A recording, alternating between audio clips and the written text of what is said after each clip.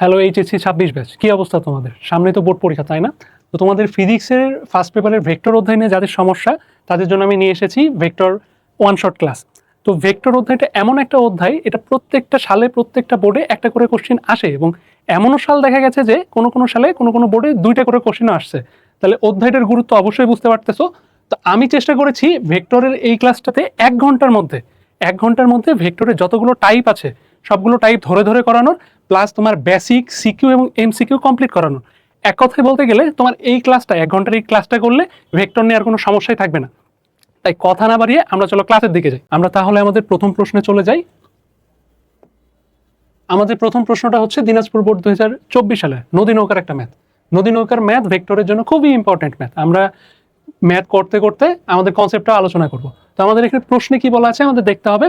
প্রশ্নটা দেখো, এখানে একটা নদী দেওয়া আছে, নদীর প্রস্থ বলা আছে হচ্ছে 2 কিলোমিটার। খুবই ইম্পর্টেন্ট একটা ইনফরমেশন, এটা আমাদের লাগবে।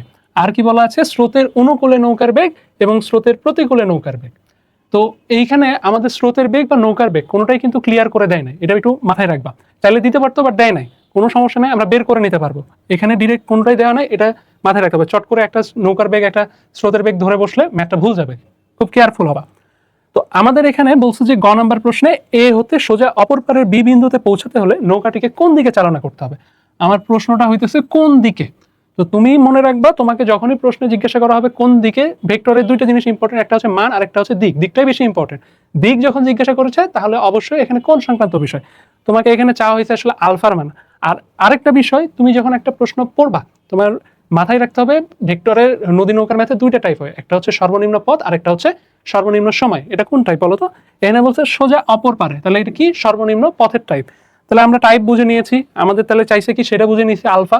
তাহলে আমরা করি কি, সর্বনিম্ন পথে যাইতে সর্বনিম্ন হচ্ছে পথে যাইতে চাইলে আমরা হচ্ছে একটা স্থূলকোণে রওনা দিই।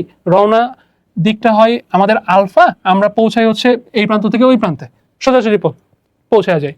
তো আমরা এখন করবো কি, আলফা যখনই তোমাকে কোন দিকে বলবে তুমি ঠাডা একটা সূত্র লিখবা, সেটা হইতেছে alpha equal to cos inverse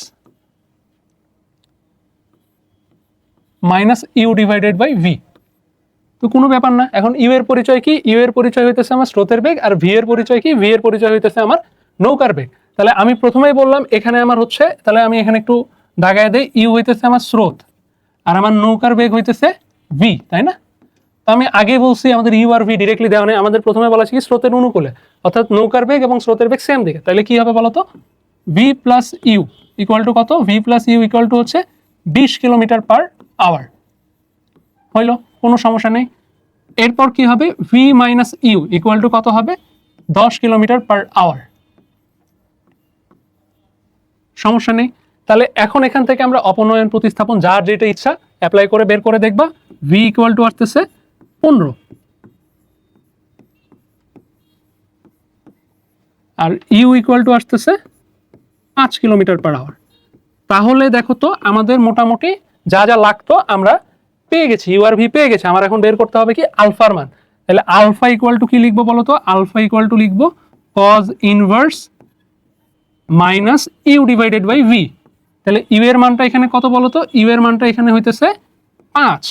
V এর মানটা কত বলো তো? ভি এর মানটা হইতেছে 15। তাহলে এখানে খুব সহজেই তুমি ক্যালকুলেটর বসাবা, ক্যালকুলেটর বসাইলে তুমি এখানে আলফার মানটা পেয়ে যাবা। তাহলে তোমরা একটু কমেন্ট করে জানাও আলফার মানটা তোমাদের কত এসেছে। আমি একটু ক্যালকুলেটরে করে দেখছি, তোমরা এই মুহূর্তে ভিডিওটা পজ করে সম্ভব হলে আলফার মানটা ক্যালকুলেটরে প্র্যাকটিস করো। আমাদের আলফার মানটা আসতেছে 109.47 ডিগ্রি। তাহলে আমাদের প্রথম প্রশ্নের উত্তর হইতেছে কোন দিকে চালনা করতে হবে। তাহলে উত্তর হইতেছে আলফা স্রোতের সাথে 109.47 ডিগ্রি কোণে চালনা করতে হবে। এটা হচ্ছে প্রশ্নের নিচে সুন্দর করে লিখে দিবা, তাহলে তোমার উত্তরটার রিপ্রেজেন্টেশন সুন্দর হবে, পরীক্ষায় ফুল মার্ক পেতে সহযোগিতা হবে। তো আমরা চলে যাই আমাদের পরের প্রশ্নে। পরের প্রশ্নে আমাদের কি বলছে দেখো, উদ্দীপক সেম। আমাদের নদী পার হওয়ার জন্য নৌকাটি যদি এ বিন্দু হতে সোজাসুজি রওনা করে তাহলে নদী পার হতে পূর্বের চেয়ে সময় কম না বেশি সময় লাগবে? অনেক বড় প্রশ্ন। তোমাকে এখানে চাওয়া হয়েছে কি দেখো, চাওয়া হয়েছে সময় কম না বেশি, অর্থাৎ সময় চাওয়া হয়েছে। নদী পার হওয়ার জন্য নৌকাটি যদি এ বিন্দু হতে সোজাসুজি রওনা করে, অর্থাৎ আমরা এর আগের যে ম্যাথটা করলাম সেখানে ছিল সর্বনিম্ন পথের ম্যাথ, এখানে তোমাকে রওনা দিতে হবে সোজাসুজি। আচ্ছা, এখানে হবে এ, এখানে হবে বি, যদিও তো সোজাসুজি তুমি যদি রওনা দাও তাহলে আমরা জানি সেটা হচ্ছে কোন টাইপটা বলো তো, সর্বনিম্ন সময় টাইপ। তাহলে আমি পৌঁছাবো কিভাবে? আমি পৌঁছাবো হচ্ছে এইরকম একটা পথে পৌঁছাবো। তাহলে এই ক্ষেত্রে আমার সময়টা সর্বনিম্ন হবে। তো যদিও ম্যাথ না করেই বলে দেওয়া যায় যে সোজাসুজি রওনা দিলে সময় কম লাগবে, বাট আমাদের এখানে ম্যাথটা করে দেখায় বলতে হবে। তাহলে আমরা সময় হচ্ছে বের করি। তো আমরা প্রথমে নিব হচ্ছে সর্বনিম্ন পথ। তুমি লিখবা পরীক্ষার খাতে সুন্দর করে, সোজাসুজি হচ্ছে সর্বনিম্ন পথে রওনা দেওয়ার জন্য সময় নির্ণয় করে পাই। সেই ক্ষেত্রে আমরা T1 এর সূত্রটা কি লিখবো বলতো? T1 এর সূত্রটা হইতেছে D/V sin আলফা। তো আলফার মান আমরা কত পাইছি? আলফার মান পাইছি হচ্ছে আলফা ইকুয়াল টু, এখানে লিখে রাখি 109.47, 109.47। এটা হচ্ছে আলফার মান। ডি এর মানটা দেখো ওখানে দেওয়াই আছে, ডি এর মান হচ্ছে 2 কিলোমিটার। ভি হইতেছে হচ্ছে আমরা কত পাইলাম? ভি পাইছি হচ্ছে 15। সাইন আলফা তাইলে কত? সাইন আলফা হইতেছে 109.47। খুবই সুন্দর। তাহলে আমরা ক্যালকুলেটরের সাহায্যে বের করি। T1টা চলে আসছে কত বলো তো? T1টা চলে আসছে হচ্ছে 0.141 আওয়ার্স। তোমরা চাইলে মিনিটে বা সেকেন্ডে কনভার্ট করে নিতে পারো, আমি আপাতত নিলাম না। তো এখন আমি করব কি? এখন আমার হচ্ছে সর্বনিম্ন সময়ের জন্য হচ্ছে যে সূত্রটা T2 নির্ণয় করব। T2 এর সূত্রটা কি বলো তো? T2 এর সূত্রটাও সেম। অনেকে তোমরা হচ্ছে মুখস্থ করো, মুখস্থ না করলেও চলে, একটু বুদ্ধি খাটাইলেই হয়। আলফার মানটা সর্বনিম্ন সময়ের জন্য কত? আমি আচ্ছা আলফা ড্যাশ দিলাম। আলফা ড্যাশের মানটা কত বলো তো? 90। তার মানে কি সাইন 90-র মান কত বলো তো? সাইন 90-র মান হয় 1। তার মানে D/V করলেই তোমার হয়ে যাইতেছে। তাহলে ডি আমার কত বলো তো? ডি হইতেছে 2 আর ভি হইতেছে 15। তাহলে 2/15 করলে কত হয়? আমার আসতেছে 0.133 আওয়ার্স। তাহলে দেখো 2টা আওয়ার্সে রাখছি, তাহলে আমার কোন ক্ষেত্রে সময় কম লাগতেছে? আমার T2 অর্থাৎ দ্বিতীয় ক্ষেত্রে, যখন আমি হচ্ছে রওনা দিতেছি 90 ডিগ্রি অ্যাঙ্গেল করে, সোজাসুজি অপর পারে লক্ষ্য করে রওনা দিতেছি, কিন্তু পৌঁছাইতেছি তির্যকভাবে। তাইলে আশা করি ম্যাথটা বুঝতে পারছো। আমাদের সবসময় মনে রাখবা কোনভাবে রওনা দিয়েছে, সর্বনিম্ন সময়ে না সর্বনিম্ন পথে। এটা যদি তুমি আইডেন্টিফাই করতে পারো, তোমার ম্যাথের অর্ধেকের বেশি কাজ হয়ে গেছে। আশা করি ম্যাথটা বুঝতে পারছো। আমরা নেক্সট ম্যাথের দিকে যাইতেছি। আমরা নদী নৌকার আরো ম্যাথ দেখবো, আপাতত এই পর্যন্ত এটা থাক। এরপরে আমাদের যে ম্যাথটা আসছে, ম্যাথটা একটু ভালো করে দেখো। এটা আসছে হচ্ছে যশোর বোর্ড 2024 সালে, তাই না? তো ম্যাথটাতে কি বলছে? ম্যাথটাতে এখানে একটা চিত্র দেওয়া আছে। চিত্রে একটা বল দেওয়া আছে F1 আর একটা বল দেওয়া আছে F2। খুবই ভালো কথা, তাদের হচ্ছে এক্স অ্যাক্সিসের সাথে কোণ দেওয়া আছে। আর এখানে বলছে যে চিত্রে উভয় বল এক্স অক্ষের সাথে 30 ডিগ্রি কোণ। আমাদের কোনটা লাগে অবস্থান করছে, এর মানগুলো কিন্তু চিত্রে দেওয়া আছে। তাহলে একটি ডানে উপরের দিকে, অন্যটি বামে উপরের দিকে। আচ্ছা, খুবই ভালো কথা। গ নাম্বার প্রশ্নে কি চাইছে? F1 এর ভেক্টর রূপ নির্ণয় করো। খুবই সোজা একটা প্রশ্ন। F1 বলটা কোন দিকে কাজ করছে? এই যে চিত্র আঁকা রাখছি দেখো, F1 বলটা আমার কাজ করছে এই দিকে। তো F1 এর মান কত বলো তো? 15। তো আমরা যে ভেক্টরের উপাংশ বিভাজন করছি না, ওইটারই মেইনলি ম্যাথ। ভেক্টর রূপ মানে কি? ভেক্টর রূপ মানে হইতেছে তোমার এক্স অ্যাক্সিস বরাবর ওয়াই অ্যাক্সিস বরাবর ভেক্টরের উপাংশ বিভাজন করে সেই রূপে প্রকাশ করা। তাহলে আমরা এক্স অ্যাক্সিস বরাবর একটা নিব, আর একটা নিব হচ্ছে আমাদের ওয়াই অ্যাক্সিস বরাবর যদি একটা ইয়েটা নিই, সেই অ্যাক্সিস বরাবর নিব। তাহলে আমাদের কি করতে হয় বলো তো? আমাদের যেটা করতে হয়, এই যে এইটা কতখানি কোণ, এটা নিতে হবে। খুবই ইম্পর্টেন্ট, এইটা কতখানি কোণ নিতে হবে। এইটা যদি 30 ডিগ্রি হয়, তোমরা একটু কমেন্ট করো তো। এই আলফা আমি যেটা লিখছি, যদি আলফা লেখা ঠিক হয় নাই, আচ্ছা থিটা লিখি আমি। থিটার মানটা কত হবে তোমরা একটু কমেন্ট করো। আমি কয়েক সেকেন্ড থামতেছি, তোমরা একটু কমেন্টে জানো। আমাদের থিটার মানটা যদি আমরা বের করতে চাই, তাহলে কি করতে হবে? 180 থেকে 30 বাদ দিতে হবে। তাহলে কত হয় বলো তো? থিটা ইকুয়াল টু হইতেছে 180 থেকে 30 বাদ দিলে 150। ঠিক আছে? তাইলে আমার এফ এক্স, আমি এফ এক্স লিখলাম। ঠিক আছে? এফ এক্স ইকুয়াল টু কত হইতেছে? F1 cos theta. তাহলে F1 এর মান হইতেছে কত? 15 cos 150। ক্যালকুলেটর চাপো, কত আসে? 15 cos 150 মাইনাস 12.99। খুবই সুন্দর। তাহলে এফ ওয়াইটা বের করি আমরা।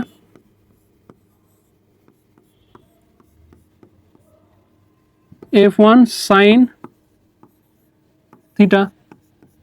তাহলে এটা কত বলো তো?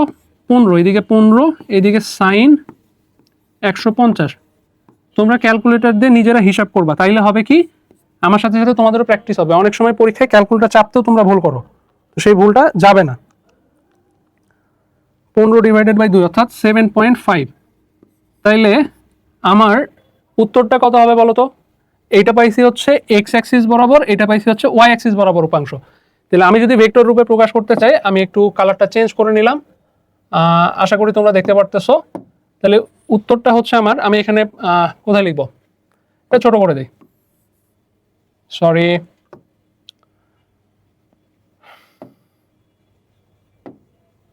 তাহলে এফ ইকুয়াল টু কত হইতেছে বলো তো? এফ ইকুয়াল টু হচ্ছে আমার কত, এটা আসছে -12.99 I cap plus 7.5 J cap. তোমরা কি ম্যাথটা বুঝতে পারলা? আমি তোমাদের আরেকবার হচ্ছে রিপিট করে শোনাইতেছি। আমাদের এখানে বলছে ভেক্টর রূপে প্রকাশ করতে, একটা ভেক্টরের মান দেওয়া আছে, দিক দেওয়া আছে, দিকটা অবশ্যই আমাকে এক্স অ্যাক্সিসের ধনাত্মক দিকের সাথে নিতে হবে, এটা মাথায় রাখবা। তাহলে আমি করছি কি, থিটার মানটা বের করে নিছি। থিটার মানটা বের করে নেওয়ার পর আমরা হচ্ছে উপাংশ বিভাজন করলে কি, লম্ব উপাংশ বিভাজন করলে কি করি, একটা হচ্ছে কস থিটার মান নেই আর একটা সাইন থিটার মান নেই। F1 কস থিটার মান বের করেছি, F1 সাইন থিটার মান বের করেছি। তাহলে F1 কস থিটা যেটা বা Fx আমি যেটাকে বলতেছি, সেটার মান আসছে 12.99। তাহলে সেটা হবে 12.99 I cap plus 7.5 J cap. আশা করি তুমি ম্যাথটা বুঝতে পারছো। আমরা হচ্ছে নেক্সট কোশ্চেনের দিকে যাব। ঘ নাম্বারে আমাদের কি বলছে বলতো? আমাদের ঘ নাম্বারে বলছে F1 প্লাস F2 এবং F1 মাইনাস F2 পরস্পর লম্ব কিনা যাচাই করো। আচ্ছা, আমাকে প্রথমে বলো তো, দুইটা ভেক্টর যদি পরস্পর লম্ব হয় তাহলে আমরা কিভাবে ভেরিফাই করতে পারি? এটা আমাদের এমসিকিউ প্লাস সিকিউতে বিভিন্নভাবে কাজে লাগে। তোমরা একটু কয়েক সেকেন্ড ভাবো, আমি চুপ করতেছি, তোমরা 5 সেকেন্ড ভাবো, তারপর আমি কথা বলা শুরু করতেছি, ঠিক আছে? আমাদের তাহলে F1 প্লাস F2টা বের করতে হবে। F1 আমরা কত পেয়েছিলাম?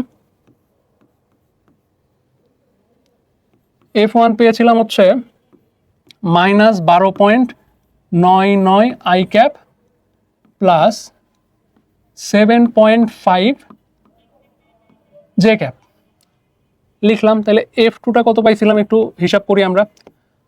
F2টা যেটা পাইছি সেটা একবারেই লিখে ফেলি। তাহলে 10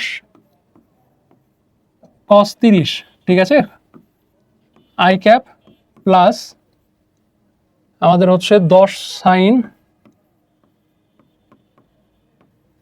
30 জে ক্যাপ। তোমরা পরীক্ষার খাতায় একটু ভালো করে লিখবা। তাহলে 10 সাইন cos 30 হইলে আস্তে আস্তে হচ্ছে 5√3 আই ক্যাপ, আর এটা হইতেছে 5 জে ক্যাপ। খুবই সুন্দর। তাহলে আমাদের F1 আর F2 বের করতে হবে। আচ্ছা, তোমরা কি বলতে পারছো, তোমাদের একটা প্রশ্ন করছিলাম, দুইটা ভেক্টর পরস্পর লম্ব হইছে, এটা কেমনে তুমি হচ্ছে প্রমাণ করবা? এটা হইতেছে খুবই সোজা, আমরা ডট গুণন জানি। ডট গুণনে কি করতে হয়? এ আর বি দুইটা ভেক্টর, এই দুইটা ভেক্টরের গুণফল করলে এ ডট বি করলে কি হয়? A B cos theta. Theta হচ্ছে মধ্যবর্তী কোণ। এখন সেই থিটার মান যদি 90 ডিগ্রি হয় তাহলে কি হবে? পুরোটা 0 হয়ে যাবে। তাহলে এই দুইটা ভেক্টর আমি বের করব। বের করার পর আমার যদি বিয়োগ ডট গুণফলের মান হইতেছে কি বলতো 0 হয়, তাহলে ভেক্টর দুইটা কি বলতো? ভেক্টর দুইটা হইতেছে পরস্পর লম্ব, আর না হলে না। তাহলে দেখি আমরা F1 প্লাস F2, এই ভেক্টরটার নাম দেই, নতুন একটা ভেক্টরের নাম দিলাম পি ভেক্টর। পি ভেক্টর মানে কি? F1 plus F2। তাহলে F1 প্লাস F2 করলে কত হয় বলো তো? আমরা একটু হচ্ছে ক্যালকুলেটর হাতে নিয়ে হিসাব করি। 12.99 প্লাস 5√3 আসতেছে হইতেছে 4.33 আই ক্যাপ প্লাস আমাদের এই পাশে আছে হচ্ছে 7.5 প্লাস 5, তাহলে এখানে আসতেছে 12.5 জে ক্যাপ, ঠিক আছে? তাহলে কিউ ভেক্টরটা আমরা একটু বের করে ফেলি, F1 মাইনাস F2, তাই না? তাহলে F1 হইতেছে -12.99 মাইনাস 5√3 21.65। তাহলে F1 মাইনাস F2 করলে হবে কত? 21.65 আই ক্যাপ। আর এইটা হিসাব করি, 7.5 মাইনাস 5, এটা হচ্ছে 2.5, বোঝাই যেতেছে। তাহলে এটা হবে হচ্ছে পজিটিভ 2.5 জে ক্যাপ। আশা করি তোমরা দেখতে পারতেছো। তো এখন আমরা কি করব বলো তো? আমাদের বলছে ভেক্টর দুইটা পরস্পর লম্ব কিনা যাচাই করতে হবে। তার মানে কি করতে হবে বলো? ডট গুণন করতে হবে। তাহলে চলো ডট গুণন করি।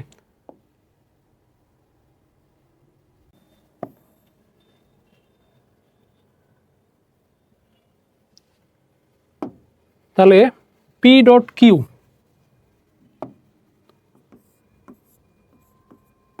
পি ডট কিউ এটা আমরা করব। যদি 0 হয় তাহলে আমরা বলবো যে হ্যাঁ লম্ব, আর 0 না হলে লম্ব না।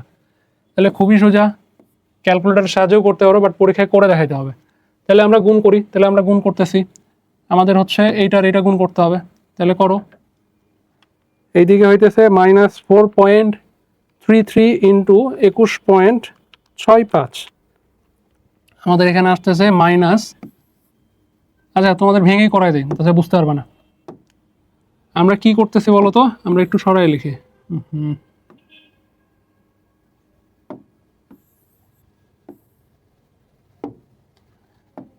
আমরা করব কি, এইটার এটা গুণ করব। তাহলে প্রথম অবস্থায় -4.33 ইন্টু 21.65, এইটার গুণ যোগ আমাদের হইতেছে 12.5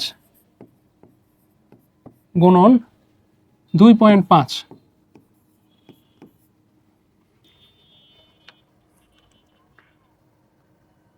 তাহলে করে ফেলি ক্যালকুলেটরে, -4.33 ইন্টু 21.65, তাহলে হইতেছে এখানে 93.-93.74 প্লাস 12.5 গুণন 2.5, তাহলে হচ্ছে 31.25। তাহলে রেজাল্ট কত আসে, আসতেছে হচ্ছে -62.49। ঠিক আছে, তাহলে এইটা হইতেছে অ্যান্সার। তাহলে আমাদের কি শর্ত ছিল, যদি 0 হয় তাইলে লম্ব হবে, যেহেতু 0 না, নট ইকুয়াল টু 0, অতএব আমার স্টেটমেন্ট হইতেছে লম্ব হবে না। খুবই ইজি একটা ম্যাথ ছিল, একবারে বেসিক কনসেপ্ট, কোনো অ্যাডভান্স কিছুই নেই, জাস্ট যোগ বিয়োগ আর ডট গুণ পারতেছো কিনা এটা জানতে হবে। তাহলে আশা করি ম্যাথটা বুঝতে পারছো, এই হইতেছে ম্যাথ, তোমরা ম্যাথটা সুন্দর মতো খাতায় তুলে নিবা। আমরা এবার নেক্সট ম্যাথে যাইতেছি। আমাদের নেক্সট ম্যাথে কি আছে দেখি আমরা। তোমাদের জন্য একটা গুরুত্বপূর্ণ ইনফরমেশন আছে, তোমরা তো আজকে ভেক্টরের ক্লাস আমি তোমাদের করাই দিচ্ছি, তাই না? এরপর তোমাদের নিউটনের বলবিদ্যা, তারপর হইতেছে কাজ শক্তি ক্ষমতা, এরকম করে ফার্স্ট পেপার এবং সেকেন্ড পেপারে সব কয়টা অধ্যায়ের একটা একটা করে ক্লাস এই চ্যানেলটাতে আসতে থাকবে। শুধু ফিজিক্স না, তোমাদের chemistry, biology, Bangla, English, ICT, যাবতীয় যতগুলো সাবজেক্ট আছে সবগুলোরই তোমাদের পরীক্ষার আগে এই চ্যানেলটাতে ওয়ান শট ক্লাস নেওয়া হবে। তো উচ্ছ্বাস এইচএসসি প্রোগ্রামে তোমরা হচ্ছে সব কটা ক্লাস পাবা। তো তোমাদের এখন কাজ কি হবে বলো তো, তোমরা এই চ্যানেলটায় সাবস্ক্রাইব করে রাখবা, আর যারা ফেসবুক থেকে দেখতেছো ফলো করে রাখবা। তো চলো আমরা হচ্ছে এই ম্যাথটা এবার সলভ করি। সিলেট বোর্ড 2024 সালে আসছে। তো ম্যাথটাতে কি বলছে বলো তো, ম্যাথটা বলছে একটা ভেক্টর দেওয়া আছে, ভেক্টর ফিল্ড দেওয়া আছে মেইনলি। তো এখানে বলছে যে ডাইভারজেন্স নির্ণয় করতে হবে। এটা মেইনলি একটা কার্ল ডাইভারজেন্সের ম্যাথ। আমাদের বোর্ড পরীক্ষাগুলোতে খুব অহরহ এই টাইপের ম্যাথগুলো এসে থাকে। তোমরা একটা ম্যাথ ভালো করে দেখো, তোমাদের আর কোনো ম্যাথে সমস্যা হবে না। তো আমরা চলো ম্যাথটা সলভ করি। আমাদের প্রথমে বলছে যে এত এত এত বিন্দুতে হচ্ছে পি এর ডাইভারজেন্স নির্ণয় করো। খুবই ইজি ম্যাথ।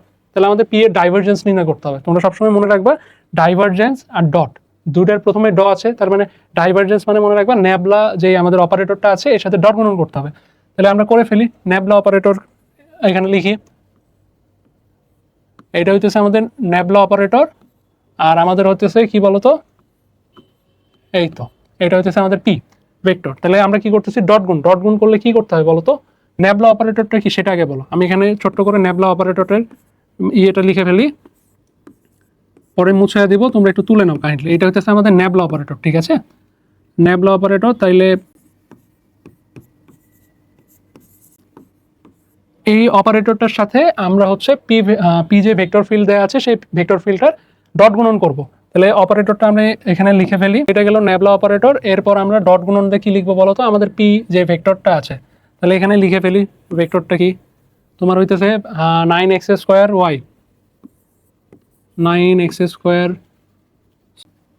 5zi। তোমরা আমার সাথে একটু তুলে ফেলো কষ্ট করে, i cap plus 4x² sorry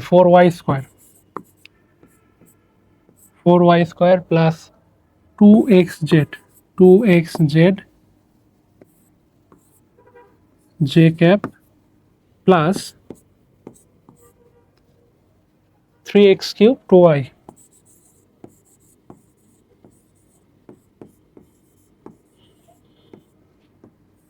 K cap. তো আমরা এখন করব কি, এটা হচ্ছে এর সাথে ডট গুণ করব। তো ডট গুণ করলে আমরা কি করি বলতো, আই হচ্ছে তোমার এই যে আই ক্যাপ কম্পোনেন্টটা আছে, এই কম্পোনেন্টটার সাথে এই কম্পোনেন্টটা, যে ক্যাপ কম্পোনেন্টের সাথে এটা, আর কে ক্যাপের সাথে কে ক্যাপটা গুণ করি, তাই না? আমরা এখানেও সেটা করব। তো এই ম্যাথগুলো মেইনলি তোমার হচ্ছে ভেক্টর ক্যালকুলাস পার্টের। তো ম্যাথগুলো খুব ইজি হয়, ধৈর্য সহকারে করতে হয়, এবং করার সময় খুব মানে প্লাস মাইনাস ছোট ছোট ভুল যাইতে পারে, তোমরা খুব কেয়ারফুলি করবা। তো এখানে দেখো আমরা কি করব, আমরা হচ্ছে প্রথমে ন্যাবলা 9xy² প্লাস 5z, এটা হচ্ছে এই দুটার হচ্ছে ইয়ে করলাম। তারপর হচ্ছে এখানে আমার 4y² প্লাস 2xz গুণ করলাম, আর এখানে নিচে হইতেছে 3x³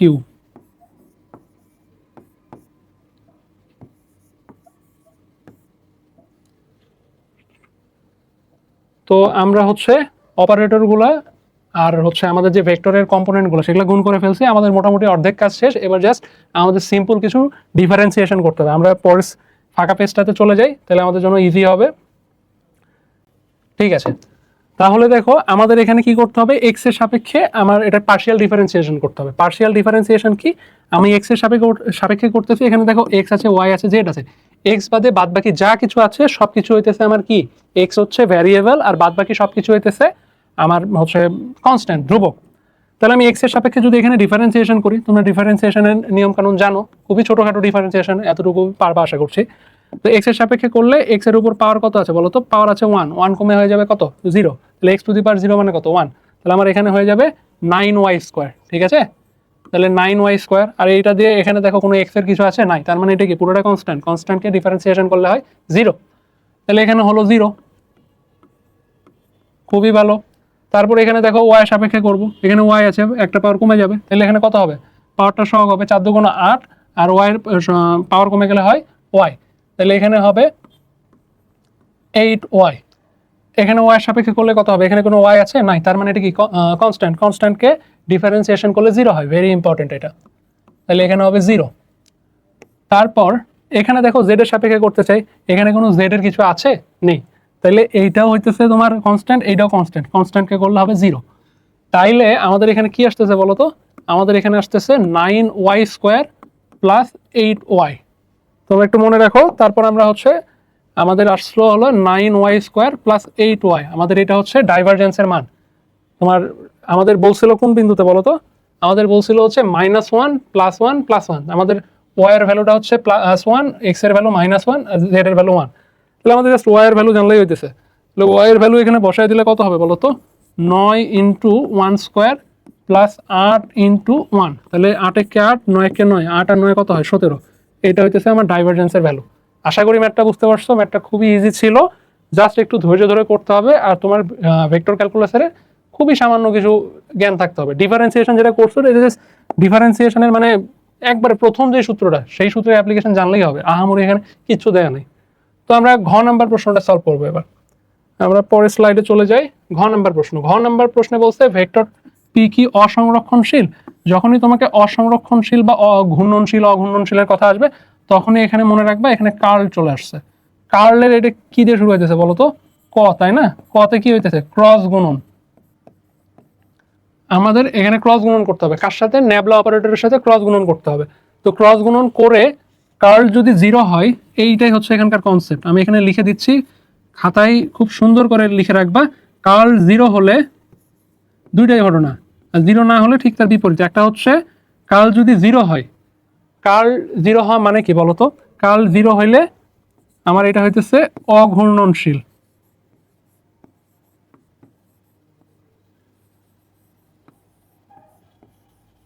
কার্ল মানে কি, পেঁচানো, তাই না? তোমরা বিষয়টা এইভাবে মনে রাখতে পারো, কার্লি হেয়ার মানে পেঁচানো চুল। তুমি এই কার্ল দিয়ে মনে রাখবো হচ্ছে দরজার কবজা, দরজার কবজার কার্ল 0 মানে ঘোরানো যায় না, কোনো প্যাচ নাই, তাহলে এই দরজাটা কি খোলা যাবে, খোলা যাবে না। প্রথম কথা হইতেছে অঘূর্ণনশীল। তারপরে হইতেছে কি, তুমি এখন দরজা মানে ঘরের ভিতর কোনো দামি জিনিস রাখছো, এখন তোমার দরজাটা ঘোরানো যাইতেছে না, মানে দরজা খোলা যাইতেছে না, তো দামি জিনিসটা কি থাকতেছে, সংরক্ষিত থাকতেছে, চোর এসে চুরি করতে পারতেছে না। তাইলে এখানে কি হবে, অঘূর্ণনশীল হলে সংরক্ষণশীল হবে। খুবই ইম্পর্টেন্ট কথা, ঘ নম্বর প্রশ্নগুলো তোমাকে এই টাইপের প্রশ্নই দিবে, এইটা মাথায় রাখতে হবে। এটা যদি ভালো করে লিখতে না পারো স্টেটমেন্টে, তাহলে পরীক্ষায় ফুল মার্ক পাবে না। দেখা যাচ্ছে কার্লের পুরা ম্যাথটা করছো, করে ফুল মার্ক পাইতেছো না জাস্ট বিকজ তুমি এখানে ভুল করছো। তাহলে এটা খুব সুন্দরভাবে মাথার মধ্যে গেঁথে নাও। তাহলে আমরা ম্যাথটা করি, কি বলো? তাহলে পি এর হচ্ছে আমাদের কার্ল করতে হবে। তো আমরা করবো কি, ক্রস গুণ। ক্রস গুণের জন্য আমাদের এইরকম দুইটা দাগ দিয়ে নিতে হবে। এগুলো প্র্যাকটিস করবো, বুঝতে পারলে? রুমে প্র্যাকটিস না করলে এই ম্যাথগুলোতে প্রচন্ড ভুল যায়। ম্যাথ খুবই ইজি, বাট ওই যে প্র্যাকটিস না করলে ছোট ছোট সিলি মিস্টেক হবে, তখন যে উত্তর মিলবে না, পরীক্ষায় একটা বাজে অবস্থা তৈরি হবে। তো আমাদের এখানে কিন্তু অরক্ষণশীল বা অসংরক্ষণশীল হবে কি এটা জিজ্ঞাসা করছে, তারাও বলে না যে হবেই, হবে কিনা এটা আমাদের ভেরিফাই করতে হবে। তাহলে আমরা করে ফেলি। আমাদের প্রথমে হচ্ছে আই ক্যাপ, তারপরে হইতেছে জে ক্যাপ, তারপরে হইতেছে কে ক্যাপ। আর একটু জায়গা পাইলে ভালো হইতো, যাই হোক আমরা জায়গা পেতে পারি। এটাও আর একটু সরাই দিই, আমাদের জায়গা মোটামুটি বেড়ে গেল। আহা,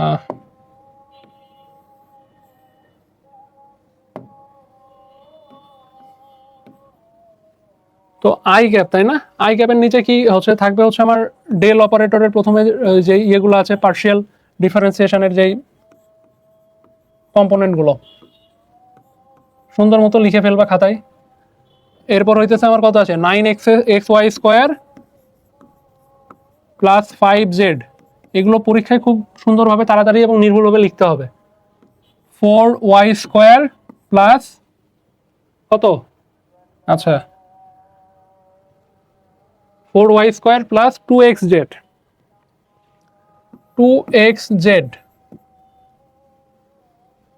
ঠিক আছে, তারপরে আরেকটা কত বলো তো, আরেকটা হইতেছে 3x³ 2y²,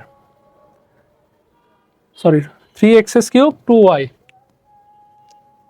3x³ 2y। আশা করি তোমরা জিনিসটা দেখতে পারতেছো।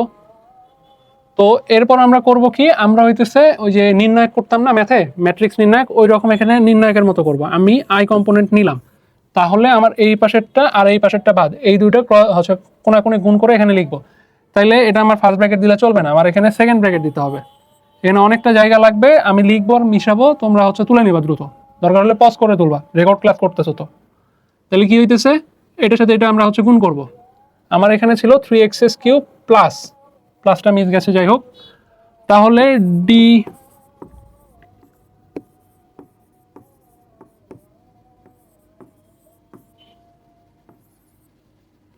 এটা গেল, আচ্ছা এখানে মাইনাস দিতে হবে, এটা তো একটা কর্নার গেল, এবার এই কর্নার,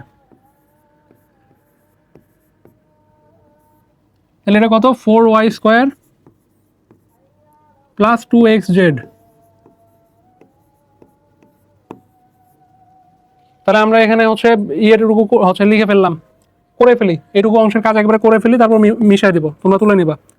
তাহলে এখানে দেখো ওয়াই সাপেক্ষে ডিফারেন্সিয়েশন করতে হবে, এখানে কোনো ওয়াই আছে নাই, তাহলে এখানে কত হবে 0, এখানে ওয়াই সাপেক্ষে করলে কত হবে 2, তাহলে এইটুকু হচ্ছে আমার গেল। আর এখানে করলে মাইনাস, এখানে জেডের সাপেক্ষে করলে কিছু নাই, 0 হবে, এখানে জেডের সাপেক্ষে করলে হবে 2x, হলো, কোনো অসুবিধা নাই।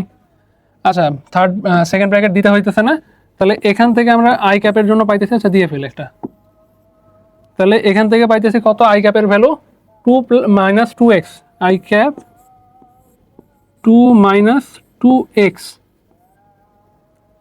ঠিক আছে, এতটুকু লিখে রাখলাম, উপরের অংশটুকু আমি মিশাই দিতেছি, আমি সাইডে সরে যাইতেছি, তোমরা দরকার হলে একটা স্ক্রিনশট তুলে নাও দ্রুত।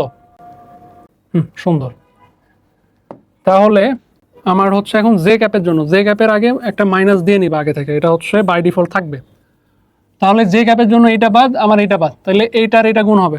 তাহলে আমি লিখে ফেলি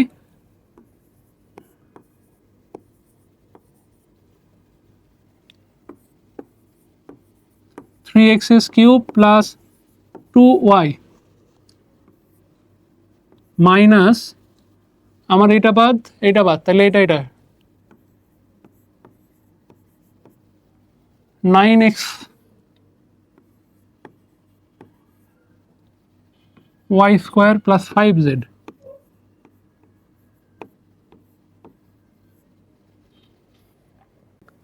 এখানে দেখো কি হইতেছে, আমাদের বাই ডিফল্ট এখানে একটা জেড আসলো, এখানে আমরা ডিফারেন্সিয়েশন করি, এইটুকু ডিফারেন্সিয়েশন হবে, এটা তো কনস্ট্যান্ট হয়ে গেছে, ওয়াই আছে এক্স নাই, তাহলে চট করে ফেলি, এক চান্সে লিখবো আমরা। তাহলে এখানে কত হইতেছে বলো তো, 9x, তাহলে 3টা এখানে সামনে সহগ হয়ে যাবে, 3 3 9, 9x² হয়ে গেল।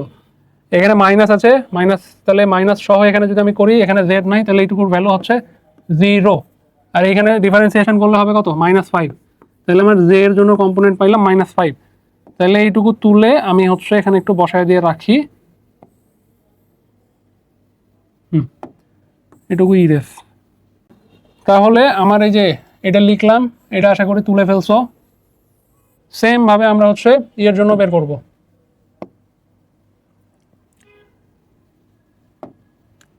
আমাদের হচ্ছে জেড এর জন্য এবার বের করতে হবে, এটা আর এটা বাদ। তাহলে কি করব বলো তো, আমাদের এই দুটা নিতে হবে। তাহলে সুন্দর মতো আমার কে ক্যাপটা দিয়ে নেই,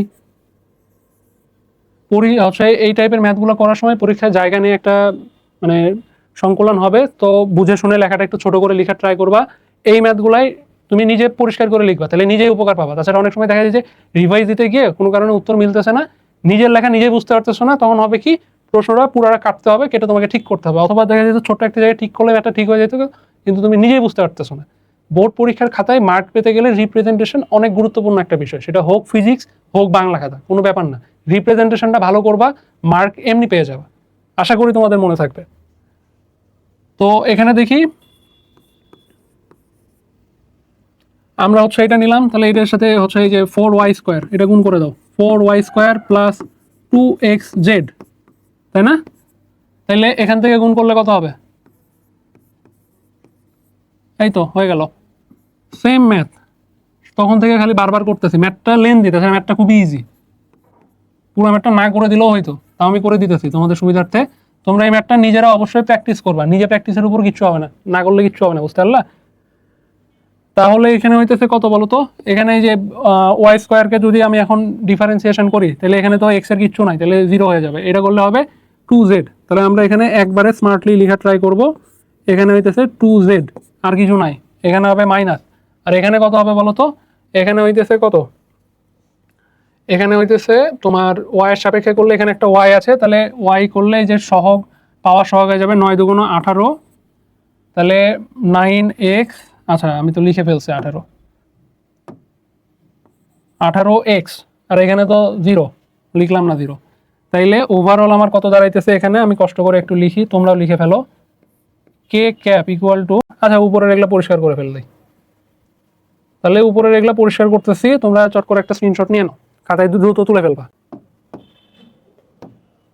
তাহলে আমাদের দাঁড়াইতেছে, এটা যদি আমি উপরে নিয়ে যাই, তো এই হইতেছে ঘটনা। আমাদের বলছে দেখো কার্ল তো নির্ণয় করলাম, কিন্তু এখানে তো বলছে অরক্ষণশীল কিনা। আমাদের প্রথম শর্ত ছিল কার্ল 0 হইলে অঘূর্ণনশীল হবে, তখন সংরক্ষণশীল হবে। তো এখানে কি হচ্ছে, কার্ল নট ইকুয়াল টু 0, তাহলে কি ঘূর্ণনশীল। পরীক্ষায় এটাও প্রশ্ন আসতে পারে, আমি তোমাদের পুরো কনসেপ্টটা শিখিয়ে দিলাম, বুঝতে পারলা? তাহলে যদি ঘূর্ণনশীল হয় তাহলে কি হবে, ঘূর্ণনশীল হইলে চচ্চুরি করে নিয়ে যাবে। এটা কিন্তু কোনো ফিজিক্সের কথা না, আমি জাস্ট একটা ট্রিক্স শিখাইলাম তোমার যাতে মনে থাকে।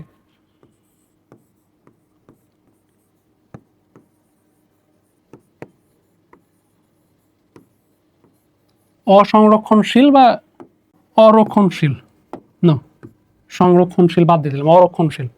তাহলে তোমার ঘ নাম্বার প্রশ্ন তোমাকে আমি সলভ করে দিলাম, তুমি আশা করি ম্যাথটা বুঝতে পারছো। পুরো একটা ডাইভারজেন্স আর কার্লের ম্যাথ, তোমাকে ম্যাথগুলো খুবই ইজি। ম্যাথ দেখলে তো একই কাজ বারবার রিপিটেডলি করতে হইতেছে, কিন্তু সমস্যা একটাই, তোমাকে এটা ম্যাথগুলো প্র্যাকটিস করতে হবে। প্র্যাকটিস না করলে এই যে বড় বড় ম্যাথ ছোট ছোট স্টেপ ওয়াইজ করতে হচ্ছে, কোনো একটা স্টেপে ভুল গেলে তোমার ম্যাথের আলটিমেট অ্যান্সারটা ভুল আসবে। তো এই ম্যাথগুলো বাসায় খুব সুন্দর মতো তোমার যে প্রশ্ন ব্যাংক আছে বা গাইড বই আছে বা মেইন বই আছে, বোর্ডে অহরহ প্রশ্ন আসছে, এই টাইপের প্রশ্ন প্র্যাকটিস করবা। আমরা নেক্সট স্লাইডের দিকে যাই। আমাদের এই হচ্ছে ক্লাসের লাস্ট সিকিউ ম্যাথ, খুবই ইম্পর্টেন্ট একটা ম্যাথ, নদী নৌকার ম্যাথ আবার ফিরে আসছে। দেখছো নদী নৌকা ম্যাথগুলো পরীক্ষায় আসার সম্ভাবনা সবচেয়ে বেশি, এই ম্যাথগুলো সবচেয়ে গুরুত্ব দিয়ে করবা। ম্যাথগুলোর টাইপ একই, বাট প্র্যাকটিসের অভাবে তোমরা পরীক্ষায় ভুল করো। তো বাসায় বারবার প্র্যাকটিস করবে, যে আমি তোমাদের শিখাইতেছি এগুলার মধ্যেই পড়বে, কিন্তু তোমাকে প্র্যাকটিস করতে হবে, প্র্যাকটিসের উপর কোনো কথা নেই। তো এখানে দেখো কি বলছে, পি ইকুয়াল টু আমাদের একটা ভেক্টর দেওয়া আছে, কিউ ইকুয়াল টু একটা ভেক্টর দেওয়া আছে। এখানে ফল্ট করছে যে এই জায়গাতে, আমি কালারটা চেঞ্জ করে নেই, তাহলে দেখতে হয়তো সুবিধা হবে। আচ্ছা গোলাপি কালারটা নিলাম, যাও। এম কিউ ইকুয়াল টু দেওয়া আছে, খুবই ভালো কথা। পি এবং কিউ পরস্পর লম্ব, খুবই ইম্পর্টেন্ট কথা। তোমাদের কিছুক্ষণ আগে কি শিখাইলাম? লম্ব হইলে কি হয়? লম্ব হইলে ডট গুণন শূন্য। তাহলে পি আমাদের বলতে চাইছে p dot Q equal to 0। প্রশ্নে যা বাংলাতে বলছে তা ম্যাথমেটিক্যালি বুঝতে হবে, না বুঝলে কথা ধরতে পারবে না। এখন বলছে পি এবং কিউ এর মান নৌকা আর স্রোতের, দ্রুতি বলছে, বেগ বললে অসুবিধা ছিল না, হইলে সর্বনিম্ন পথে নদী পার হতে নৌকাটির সময় 2 মিনিট সময় লাগে। তাহলে এম এর মান হিসাব করো। প্রথম প্রশ্ন হচ্ছে তোমার এই যে এই ইকুয়েশনের উপর। তাহলে এই ইকুয়েশনের উপর যদি প্রশ্ন হয় তাহলে কি হবে বলো তো? তোমাকে ম্যাথটা সলভ করতে হবে। তাহলে আমাদের প্রথম শর্ত হইতেছে P dot Q equal to কত? P dot Q equal to হইতেছে 0। তাহলে আমরা ডট গুণন করলে কি পাবো বলো তো?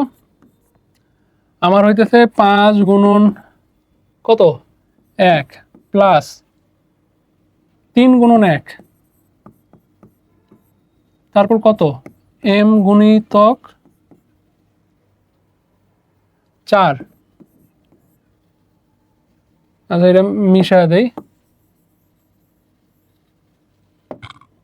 ইকুয়াল টু 0, তাই না? আমরা লেখাটা আরেকটু এই পাশ থেকে শুরু করি। তাইলে দেখো 5 একে 5 প্লাস 3 একে 3 প্লাস 4m ইকুয়াল 0। তাহলে এম এর ভ্যালু কত আসতেছে বলো তো? 5 আর 3 8, ওই পাশে চলে গেল -8 ডিভাইডেড বাই 4, তাহলে আসতেছে 2 -2। আমার গ নাম্বার প্রশ্ন শেষ। গ নাম্বার প্রশ্নগুলো খুবই সোজা হয়, এক লাইনের একটা সূত্র দিয়ে হয়ে যায়। তো এটাও ওই ফরম্যাটেই, জাস্ট এখানে জানতে হবে লম্ব হইলে ডট গুণন 0 হতে হয়। তো আমরা নেক্সট ম্যাথে যাই। আমাদের ক্লাস লম্বা করতে পারবো না আমরা হচ্ছে ইফিসিয়েন্টলি খুব কম সময় কিভাবে ম্যাথগুলো সলভ করা যায় সেটা আমরা দেখব। এরা বলছে যদি নৌকাটি ন্যূনতম সময় নদী পার হতে চায়, এই যে দেখছো তোমাকে টাইপটা উল্লেখ করে দিচ্ছে, তোমাকে ধরতে হবে সর্বনিম্ন সময় না সর্বনিম্ন পথ। এইটাই ইম্পর্টেন্ট, নদী নৌকার ম্যাথে এই লাইনটাই ইম্পর্টেন্ট, সর্বনিম্ন সময় না সর্বনিম্ন পথ। সর্বনিম্ন সময় বলছে। পার হতে চায় তবে সে নদীর প্রস্থ অপেক্ষা বেশি দূরত্ব অতিক্রম করবে কিনা গাণিতিকভাবে ব্যাখ্যা করো, গাণিতিক পদ্ধতির সাহায্যে ব্যাখ্যা করো। যাই হোক সমস্যা নেই। আমাদের এখানে বলছে ন্যূনতম সময়ে যদি নদী পার হয়, নদী নৌকার ম্যাথে কি হয়? আমি এখানে ছোট করে একটা চিত্র আঁকাই, তোমরা একটু বোঝার ট্রাই করো। আমি হচ্ছে ন্যূনতম সময়ে পার হইতে চাই, তাহলে আমি কি করব? আমি হচ্ছে মাসুদ, আমি হচ্ছে এই বরাবর রওনা দিব, ঠিক আছে? এইটা হইতেছে আমার, এই ক্ষেত্রে আলফার ভ্যালুটা হয় 90, মাথায় রাখবা। আর আমি পৌঁছাইতেছি এই বরাবর, ঠিক আছে?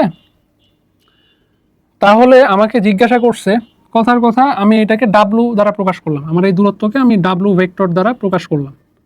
বুঝো, এটা হচ্ছে ডাব্লু ভেক্টর। তাহলে কি হইলো?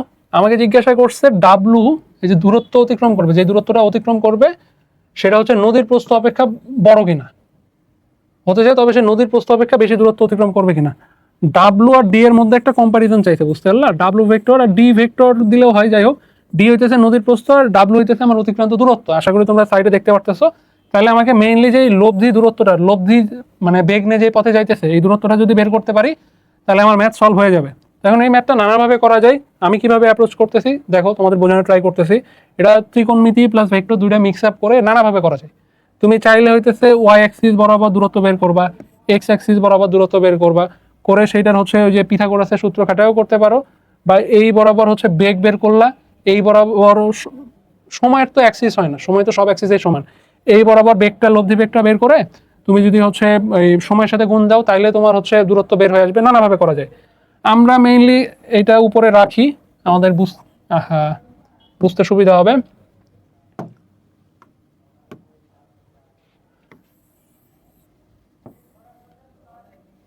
পরীক্ষায় যদি চিত্র আঁকানো সম্ভব হয়, একটু চিত্র আঁকাবা। চিত্র আঁকাইলে তোমারও বুঝতে সুবিধা, স্যারেরও বুঝতে সুবিধা, স্যারও বুঝতেছে যে তুমি বোঝো।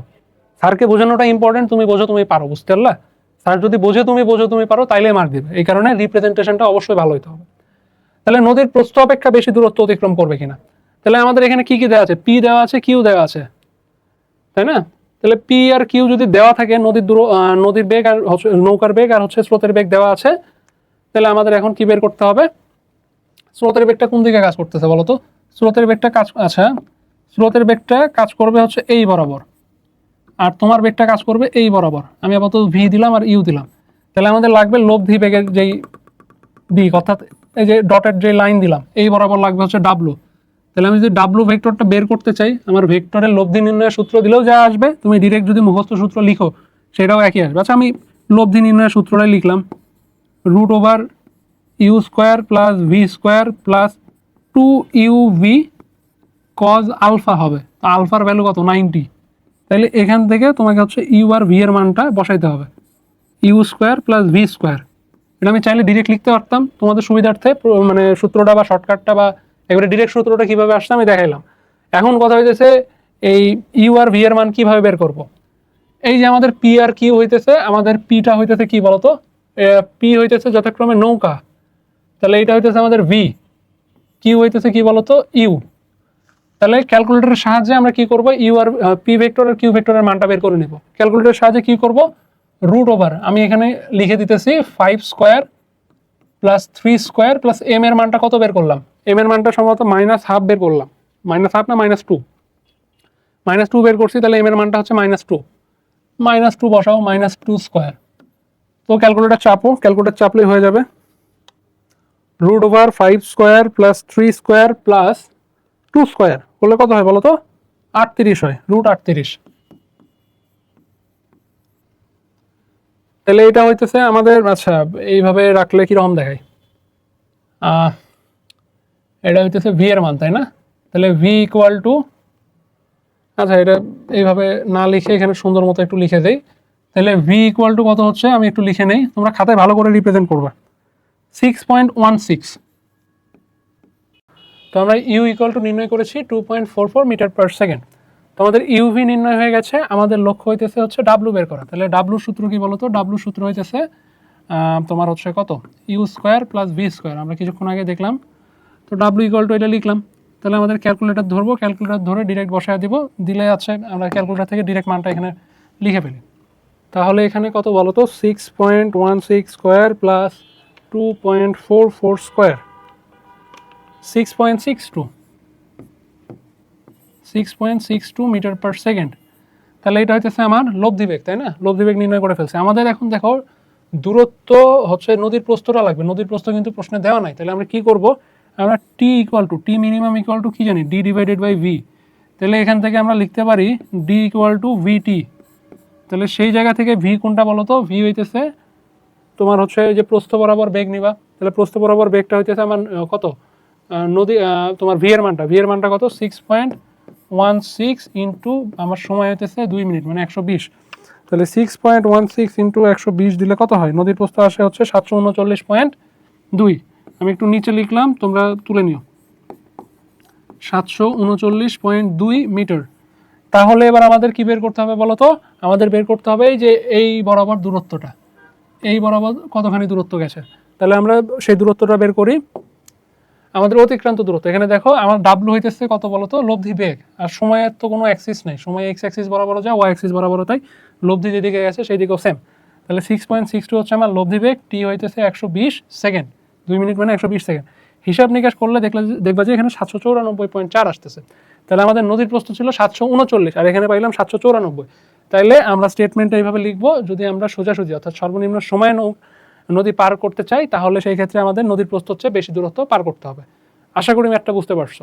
তো আমাদের ভেক্টরের সিকিউ পার্টটা এখানে শেষ হইতেছে। আমি তোমাদের নদী নৌকার দুইটা ম্যাথ করাইলাম, কার্ল ডাইভারজেন্সের একটা ম্যাথ করাইলাম, আর একটা হচ্ছে ভেক্টরের লব্ধি উপাংশের ম্যাথ করাইলাম। তুমি প্রশ্ন ব্যাংক খুলে দেখবা যে এই কয়টা টপিকের মধ্যেই বারবার ঘুরায় উল্টে বিভিন্ন বছরে বিভিন্ন হচ্ছে সালে বিভিন্ন বোর্ডে প্রশ্ন এসেছে। তাহলে তোমাকে কিন্তু আমি সব কয়টা টপিকই কভার করাই দিলাম। এখন তোমার দায়িত্ব হইতেছে প্রশ্ন ব্যাংক থেকে প্র্যাকটিস করা। তুমি একটা প্রশ্ন এর পরীক্ষায় আসছে এবং এই টপিকের মধ্যে নাই, তুমি দেখাইতে পারবে না। তাহলে তোমার নৈতিক দায়িত্ব হচ্ছে এখন প্রশ্ন ব্যাংক খুলে সুন্দর মতো টপিকগুলো তোমার যেহেতু আমি কাভার করাই দিচ্ছি, প্র্যাকটিস করবে। এখন আমরা এমসিকিউ প্র্যাকটিস করব। তো এমসিকিউর দিকে যাওয়া যাক। তো আমাদের প্রথম এমসিকিউ কি বলছে বলো তো, এ ক্রস বি আর এ ডট বি এর মধ্যবর্তী কোণ কত। এখানে কন্ডিশন হচ্ছে সমান। তাহলে চট করে যা বলছে এটার আগে ম্যাথমেটিক্যাল হচ্ছে এক্সপ্রেশনটা লিখে ফেলবা। এ ক্রস বি মানে কি, এ বি সাইন থিটা, তাই না? আর এটা হইতেছে এ বি কস থিটা, এই দুটো সমান বলছে আমারে। এখন তোমাকে জানতে হবে এই পাশ থেকে এবি এবি এবি কাটা, তাহলে সাইন থিটার কস থিটা কতর জন্য সমান, 45 ডিগ্রির জন্য সমান। এই থিটার মানটা তোমাকে জানা থাকতে হবে, তাহলে তুমি পরীক্ষায় তাড়াতাড়ি অ্যান্সার করতে পারবে। 45 মানে কত, পাই/4, ঘ নাম্বার হচ্ছে আমার কারেক্ট অ্যান্সার। বুঝতে পারছো? দেখছো কত, মানে তোমার যদি হচ্ছে কমন সেন্স খাটাইতে পারো তাহলে খুব সহজেই তুমি এমসিকিউ সলভ করতে পারবে, সময় লাগবে না। আমরা নেক্সট এমসিকিউতে যাই।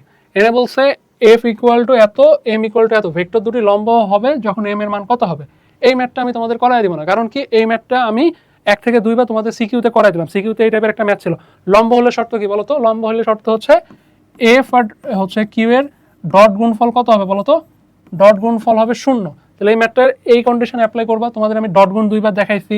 এই টাইপের ম্যাথ হচ্ছে আমাদের সৃজনশীলে ছিল, সেটা সলভ করছি। তোমরা এখন এটা সলভ করে উত্তর কত হবে তোমরা হচ্ছে কমেন্ট করবা, আমি কমেন্ট দেখবো। আমরা নেক্সট প্রশ্নে মুভ করতেছি। এই প্রশ্ন কিন্তু আমি করাইছি জন্য রিপিট করলাম না, রিপিট করলে তোমাদের ক্লাসই বড় হবে।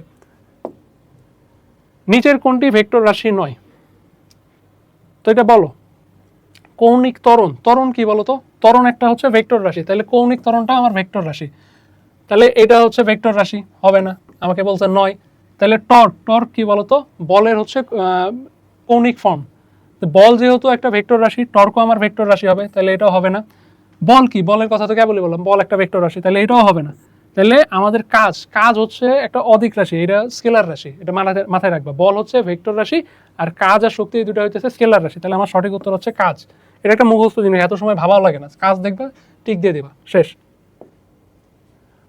তারপর এখানে বলছে আবার সেম জিনিস, তবে ভেক্টরদের মধ্যবর্তী কোণ কত? 1 নাম্বার যে এমসিকিউটা করলাম ওইটা আর এটা খুবই সিমিলার, পরীক্ষায় মাঝে মধ্যে আসে, উত্তর করতে করতে মুখস্থ হয়ে যাওয়া উচিত। এ প্লাস বি আর এ মাইনাস বি, এটা কি লব্ধির সূত্র? লব্ধির সূত্র লিখে ফেলো, রুট ছাড়া আমি লিখছি ডিরেক্ট। তাহলে কি হবে বলো তো? A square plus B square plus 2ab cos theta equal to A square plus B square minus 2ab cos theta, তাই না? তাহলে A square B square, A square B square কাটাকাটি যাবে, এই দিক থেকে সব চলে আসবে। এক লাইনে যদি লিখতে চাই cos থিটা ইকুয়াল টু কত বলো তো? cos থিটা ইকুয়াল টু হিসাব নিকাশ করে দেখবা 0 আসতেছে। এইটুকু ক্যালকুলেশন মাথার মধ্যে বয়স শেষে পারতে হবে। তুমি হয়তো 2টা লাইন লিখা লাগবে, লিখবা কোশ্চেনের সাইডে লিখবা। cos থিটা ইকুয়াল টু 0 হলে থিটার মান কত বলো তো? থিটার মান হবে 90, এটা জানতে হবে। এটা না জানলে এমসিকিউ করতে অনেক সময় লাগবে। এগুলো ভ্যালুগুলো মুখস্থ করবা, cos থিটার এই যে 30-এর মান 60-এর মান, তাহলে আমাদের সঠিক উত্তর হচ্ছে 90। আমরা নেক্সট প্রশ্নে মুভ করি। 3টি ভেক্টর একই তলে অবস্থান করবে যদি, শর্ত কি? খুবই ইম্পর্টেন্ট প্রশ্ন এটা, খুবই মানে একটা ক্রস গুণফলের একটা বেসিক ইনফরমেশন, মানে বেসিক জানতে হয়, তাইলে এই প্রশ্নটা সলভ করা যায়। অনেকে মুখস্থ করে, মুখস্থ করার তেমন কিছুই নেই। আমাদের দুইটা ভেক্টর, একটা এ ভেক্টর আর একটা বি ভেক্টর। আমরা যদি এ আর বি গুণ করি, গুণ মিন্স ভেক্টর গুণ করি, তাহলে আমাদের মনে করো ভেক্টর গুণফলটা হচ্ছে পি ভেক্টর। তাহলে পি ভেক্টরের দিকটা কোন দিকে হবে এটা খুব ভালো করে বোঝে। এ আর বি যেই তলে অবস্থিত, মনে করো এই ক্যালকুলেটর হচ্ছে একটা তল, এর উপর এ আর বি অবস্থিত, তাহলে এদের যেই ক্রস গুণফলটা হবে সেটা হচ্ছে লম্ব বরাবর অবস্থান করবে, এই বরাবর। তাহলে আমার এই ভেক্টরটা অবস্থান করবে এই বরাবর, এটা মনে করো পি ভেক্টর। এই জিনিসটা একটু বোঝো, এটার ইম্পর্টেন্স আছে। তাহলে পি কিউ আর একই তলে অবস্থান করবে যদি, পি কিউ আর যদি একই তলে অবস্থান করে তাহলে কি হবে বলতো? আমি যদি পি আর কিউ এর ক্রস গুণফল করি, নট নেসেসারি পি আর কিউই হইতে হবে, তাহলে এরা যদি একই তলে, মনে করো ক্যালকুলেটরের উপর হইতেছে পি কিউ আর আছে, তাহলে আমি পি আর কিউ যদি ক্রস গুণফল করি, এদের ক্রস গুণফলটা দিক কোন দিক হবে? উপর দিক, লম্ব বরাবর। এরপর এর সাথে যদি আমি আর ডট করি, তাহলে এটা মনে করো পি কিউ আর তিনটাই আমার ক্যালকুলেটরের উপর আছে, আর পি কিউ এর ক্রস গুণফল এটা হচ্ছে চতুর্থ ভেক্টর, যেটা ক্যালকুলেটরের সাথে লম্বভাবে আছে। বুঝতে পারতেছো তো? তাহলে প্রত্যেকটার সাথে কিভাবে আছে? লম্বভাবে আছে। এটা তো মনে করো ওই যে তোমার ক্রস গুণফলের তাৎপর্যের মধ্যে এই টপিকটা আছে। তো আর এর সাথে আমার এই ভেক্টরটার কোণ কত? আচ্ছা, আর এর সাথে এই ভেক্টরটার কোণ হইতেছে 90 ডিগ্রি, অর্থাৎ লম্ব। তাহলে এইটার এইটা ডট করলে কি পাবো বলো তো? ডট করলে 0 হবে। তাহলে এখানে তুমি মেইন কথা হচ্ছে যে কোনো দুইটা ভেক্টর নিবা, তাদের ক্রস করবা, ক্রস করে তৃতীয়টার সাথে ডট করলে 0 হবে। তাহলে আমরা দেখি, আমরা এখানে দেখো একটাতেও 0 নাই, আমার তো মানে দেখা মাত্রই সব হয়ে যাইতেছে, আমার 0 হইতে হবে, একটাও 0 নাই, তার মানে ক নাম্বার হবে কারেক্ট অ্যান্সার। এখানে দেখো কিউ আর আর গুণ করছে, তাহলে কিউ আর আর এ যে ক্রস গুণ করলাম, নতুন ভেক্টর পাইলাম, এটা পি এর সাথে কিভাবে আছে? লম্বভাবে আছে। লম্বভাবে থাকলে পি আর এই নতুন ভেক্টর গুণ করলে কত হয়? 0 হবে। এটা হচ্ছে ডট গুণফল আর ক্রস গুণফলের বেসিক একটা কনসেপ্ট। আচ্ছা, এখানে বলছে এর উপর, এ এবং বি দুইটা ভেক্টর, এর উপর, এইখান থেকে প্রশ্নটা শুরু, এর উপর বি এর লম্ব অভিক্ষেপ কত? তো এখানে মনে রাখবা যার উপর বলবে তার হচ্ছে cos থিটা, তাহলে বি এর উপর বলছে বি cos থিটা বের করতে হবে। বি cos থিটা আমি কিভাবে বের করবো ভাইয়া? তাহলে এ ডট বি করবা, দুইটা ভেক্টর দেওয়া আছে, ইজিলি গুণফল বের করতে পারবা। নিচে হচ্ছে এ ভেক্টরের মান, এ ভেক্টরের মান বের করতে পারবা। আমরা এর আগে অনেক কয়টা ডট গুণফল করছি, ক্যালকুলেটর আছে তোমার হাতে, ক্যালকুলেটর ধরে সলভ করবা, করে উত্তর কত হয় কমেন্ট করবা। আমি এই প্রশ্নটা চাইলে ক্যালকুলেটর ধরে ধরে করে দিতে পারতাম, তোমাদের আমি ডট গুণের অনেক কয়টা উদাহরণ করাইছি, এই জন্য আর করাইলাম না। তোমরা এটা ট্রাই করবো অবশ্যই। তারপর বলছে আই প্লাস জে ক্রস কে। পরীক্ষা এই টাইপের প্রশ্ন অনেক আসে, তো আমরা এই ক্ষেত্রে একটা শর্টকাট বলো বা ট্রিক্স বলো, ভুল যাতে না যায় সেটা মাথায় রাখবো। এটা হচ্ছে আমাদের একটা চাকরিক ব্যবস্থা, এখানে আয়ের পর জে আসে, জে এর পর কে আসে, কে এর পর আবার আই হয়। এইটা যেভাবে সাইক্লিকভাবে ঘুরছে এর বিপরীত ক্রম হইলেই মাইনাস আসবে। এখানে দেখো, এখানে আমরা লিখতে পারবো আই ক্রস কে, ভেক্টর সাইনগুলো দাও, প্লাস জে ক্রস কে, তাই না? এটা লিখতে পারবো। তাহলে আই ক্রস কে করলে দেখো আই এর পর জে তারপর কে, মানে সাইক্লিক অর্ডারটা মেনটেন করছে, কে এর পর মানে উল্টা দিকে যায় নাই। তাহলে এখান থেকে আমার কি আসবে, ক্রস করলে বুঝতে পারতেছি জে আসবে, আসলো, প্লাস আমার এখানে জে ক্রস কে, জে এর পর কে হয়, তাহলে সাইক্লিক অর্ডার আবারও ঠিক আছে, তাহলে এখানে কি আসবে, পজিটিভ আসবে। আর যদি সাইক্লিক অর্ডার ঠিক না হয় তো নেগেটিভ আসতো, মাথায় রাখবা, পজিটিভ আর নেগেটিভের জন্য ভুলটা যায়। তাহলে জে আর কে গুণ করলে হবে আই ক্যাপ। তাহলে আমাদের উত্তর আসলো কত বলো তো, J cap plus I cap. তাহলে আমাদের এখানে সঠিক উত্তর কোনটা? আমাদের তো এখানে সঠিক উত্তরই দেওয়া নেই। দেওয়া না থাকলে প্রশ্ন ভুল, কোনো অসুবিধা নেই, প্রশ্ন ভুল করতেই পারে, বোর্ডে প্রশ্ন ভুল হয়। তাহলে তোমরা ব্যাপারটা বুঝে রাখো, আমার এখানে আয়ের সাথে আমরা কে গুণ করতেছি, আয়ের পর জে, জে এর পর কে, তাহলে সাইক্লিক অর্ডার ভাঙে নাই, তাই আমার হচ্ছে পজিটিভ জে আসতেছে, আই আর কে গুণ করলে জে আসবে। আর জে আর কে গুণ করলে তাহলে এখানেও সাইক্লিক অর্ডার ভাঙে নাই, তাহলে আমার পজিটিভ আই আসবে। তাহলে আমার সঠিক উত্তর হচ্ছে আই প্লাস জে। এখানে এটাও হইতে পারে তারা হচ্ছে প্রশ্ন দিতে ভুল করছে, অথবা টাইপিস্ট যখন টাইপ করেছে তখন সেও ভুল করতে পারে, দুটাই হইতে পারে। আচ্ছা, খুবই সুন্দর প্রশ্ন, দেখে মনে হতে পারে কত না কত ক্যালকুলেশন করতে হবে, কিছু না। এখানে কি বলছে, স্রোতের বেগ পি, পি কোথায় বলো তো, এই যে এটা হইতেছে আমার পি ভেক্টর, এইদিকে যাইতেছে। তো একে নাকচ করার জন্য কি এর উপাংশের মান কত হইতে হবে, কি এর উপাংশ কত হবে এটাও বলতে পারে না, কি এর উপাংশের মান কত হইতে হবে, এটা কত বলো তো, 9, তাই না? 9 স্রোতের এইদিকে যাইতেছে, একে নাকচ করতে হলে আমাকে বিপরীত দিকে কত দিতে হবে, 9 দিতে হবে। মানটা কত, দিক নয় বাদই দিলাম, মানটাও কিন্তু 9ই করতে হবে, তাইলে তো নাকচ করতে পারবে। তাইলে আমার প্রশ্ন দেখে আমি উত্তর বলতে পারবো। আমার ঘ নাম্বার, ক্যালকুলেশনও করতে হবে না, ক্যালকুলেটর ছাড়াই সলভ হয়ে যাইতেছে প্রশ্ন। আশা করি বুঝতে পারতেছো। একটু স্মার্টলি ভাববা, একটু স্মার্টলি দেখবা, দেখবা যে প্রশ্ন সলভ করতে খুব বেশি সময় লাগতেছে না। তো এখানে দেখো বলছে দুটি ভেক্টরের লব্ধির মান আর একটা ভেক্টরের সমান এবং তার সাথে লম্ব। তাহলে অপরটির মান কত? তাহলে এখানে চিত্র আঁকানোই আছে, আমরা চিত্রে একটু কাটাকাটি করে বোঝার ট্রাই করি। এখানে পি ভেক্টর ছিল, আমি আর লিখছি, কারণ কি পি এর সমান ধরে নিয়েছি, পি এর সাথে সে লম্ব। তাহলে এখানে কি হয়েছে, একটা সমকোণী ত্রিভুজ হয়েছে। পিথাগোরাসের সূত্রটা লিখো তো, এটাও হচ্ছে আমার অতিভুজ কিউ, তাহলে q square equal to r square, আরেকটাও আর, তাহলে ওটাও আর স্কোয়ার। তাহলে কিউ ইকুয়াল টু কত হবে বলো তো, √2r। ম্যাথ সলভ, ক্যালকুলেটরও লাগলো না, ক নাম্বার হচ্ছে আমার কারেক্ট অ্যান্সার। জাস্ট পিথাগোরাস খাটাবা, যেহেতু লম্ব বলছে, লম্ব বললে যখনই কোথাও লম্ব থাকবে সামহাও পিথাগোরাসকে টেনে নিয়ে আসবে, তাহলে দেখবে যে ম্যাথ ইজি হয়ে গেছে।